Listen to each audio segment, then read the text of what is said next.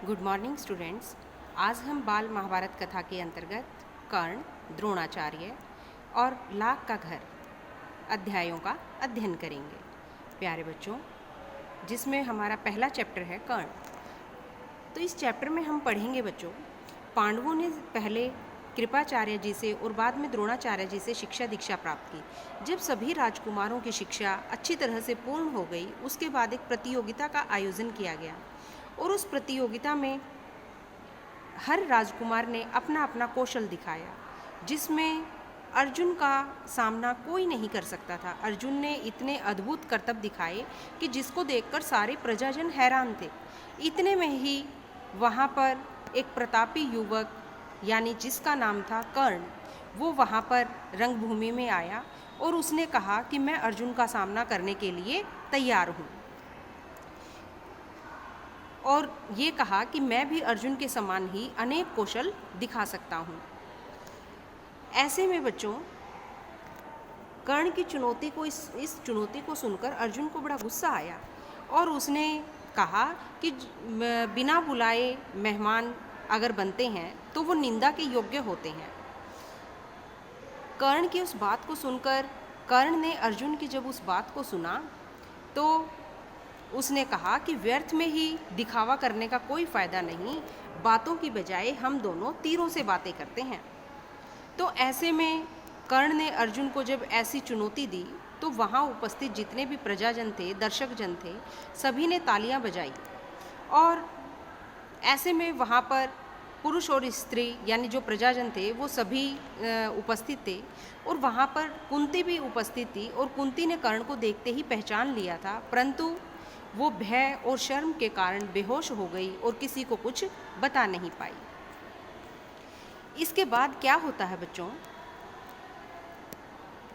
अर्जुन के साथ वो द्वंद्व युद्ध करने के लिए तैयार हो जाता है, लेकिन उससे पहले कृपाचार्य जी ये बात कहते हैं कि निसंदेह अर्जुन तुम्हारे साथ युद्ध करेगा, लेकिन उससे पहले तुम्हें अपना परिचय देना होगा, क्योंकि एक राजकुमार के साथ राजकुमार ही द्वंद्व युद्ध कर सकता है।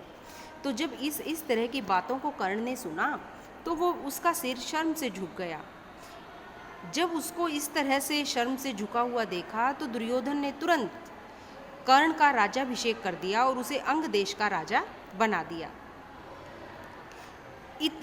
जैसे ही दुर्योधन ने कर्ण को अंग देश का राजा बनाया, उसी समय कर्ण का जो पिता अधिरथ था वो वहाँ पर आ गया और उसने सभा में प्रवेश किया। तो उसको देखते ही कर्ण ने अपने पिता, क्योंकि वो उसे अपना पिता मानता था, तो उसका पिता समझते हुए उसका आदर किया और उसके आगे सिर झुकाया। और ऐसे में अधिरथ ने भी अपने बेटे को गले से लगा लिया और उसे बेटा कहकर संबोधित किया। जब ये सब बातें हो रही थी सभा में, तो भीम उन सब बातों को सुनकर खूब हंसा और बोला, सारथी के बेटे को धनुष पकड़ने की ज़रूरत नहीं है, बल्कि उसे तो अपने हाथ में चाबुक ले लेना चाहिए। ये सारी बातें जब सभा में सुनी गई तो सभा में खलबली मच गई और सभा को उसी समय समाप्त कर दिया गया। उसके बाद क्या होता है बच्चों, इस घटना के काफ़ी दिन बाद इंद्र कर्ण के पास आता है, क्योंकि इंद्र को ये पता होता है कि कर्ण के पास जन्मजात कवच और कुंडल है और ऐसे में वो किसी भी समय अर्जुन के लिए खतरा पैदा कर सकता है। तो ऐसे में इंद्र ने ब्राह्मण का वेश बनाया और वो ब्राह्मण का वेश बनाकर कर्ण के पास आया और उसने कर्ण से उसके जन्मजात कवच और कुंडल मांगे। हालांकि सूर्यदेव ने पहले ही कर्ण को ये बता दिया था कि इंद्र तुम्हारे से धोखा करने के लिए आएगा, लेकिन फिर भी कर्ण इतने दानी थे, सब कुछ जानते हुए भी कि ब्राह्मण के वेश में यहाँ पर इंद्र आए हुए हैं, फिर भी उन्होंने इंद्र को अपने कवच और कुंडल खुशी खुशी उतार कर दे दिए।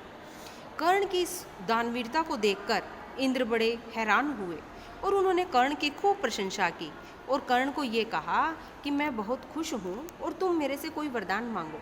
ऐसे में कर्ण ने कहा कि यदि आप मुझे वरदान देना ही चाहते हैं तो मुझे शत्रुओं का नाश करने वाली शक्ति दीजिए। और ऐसे में इंद्र ने खुशी खुशी कर्ण को वो शक्ति दे दी, लेकिन साथ ही ये कहा कि तुम इसका प्रयोग केवल एक बार ही कर सकोगे और जिस पर भी करोगे वो व्यक्ति निसंदेह मारा जाएगा। ये सब बातें कहकर बच्चों इंद्र वहाँ से चले गए। एक बार क्या होता है बच्चों, कर्ण को ब्रह्मास्त्र सीखने की इच्छा मन में जागृत होती है। तो ऐसे में वो परशुराम जी के पास गए वेश बदल कर क्यों गए बच्चों? क्योंकि जो परशुराम जी थे वो ब्राह्मणों को ही शिक्षा देते थे, जबकि जो कर्ण थे वो क्षत्रिय थे। तो ऐसे में वो परशुराम जी के पास झूठ बोलकर शिक्षा ग्रहण करने लगे। तो एक दिन क्या होता है, जब उन्होंने शिक्षा ग्रहण कर ली थी, तो उस समय एक दिन परशुराम जी कर्ण की जांघ पर सिर रखकर सो रहे थे और इतने में ही एक कीड़े ने कर्ण की जांघ पर काट लिया, जिसके कारण बहुत अधिक खून बहने लगा। कर्ण उस दर्द को बर्दाश्त करते रहे, लेकिन हिले इसलिए नहीं कि कहीं उनके गुरु की नींद न खराब हो जाए। जैसे ही वो खून की धारा जब बहुत ज़्यादा बहने लगी और परशुराम जी के शरीर पर लगने लगी, तो फिर उनकी नींद खुल गई और उन्होंने कर्ण से पूछा कि तुम सच बताओ को आखिर हो कौन? क्योंकि परशुराम जी ने कहा कि इतना दर्द बर्दाश्त करने की जो शक्ति होती है वो एक ब्राह्मण में नहीं होती, इसलिए तुम मुझे सच बताओ। तो ऐसे में कर्ण ने उन्हें सच बता दिया कि मैं एक सूत पुत्र हूँ। जब ये बातें परशुराम जी ने सुनी तो उन्हें बड़ा क्रोध आया, बहुत गुस्सा आया और उन्होंने उसी समय कर्ण को शाप दे दिया कि तुमने जो भी विद्या झूठ बोलकर मुझसे सीखी है, समय आने पर तुम उस विद्या को बिल्कुल भूल जाओगे और तुम्हारा जो रथ होगा उस रथ का पहिया भी पृथ्वी में धंस जाएगा। और वास्तव में बच्चों परशुराम जी द्वारा दिया हुआ वो शाप सच साबित हुआ।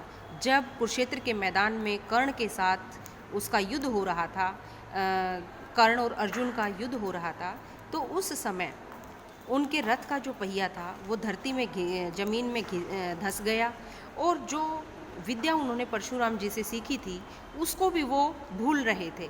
और जैसे ही रथ के पहिए को वो पृथ्वी से निकालने का प्रयास करने लगे, तो उस समय अर्जुन ने उस मौके का फ़ायदा उठाया और कर्ण पर प्रहार कर दिया और इस तरह से कर्ण की मृत्यु हो गई।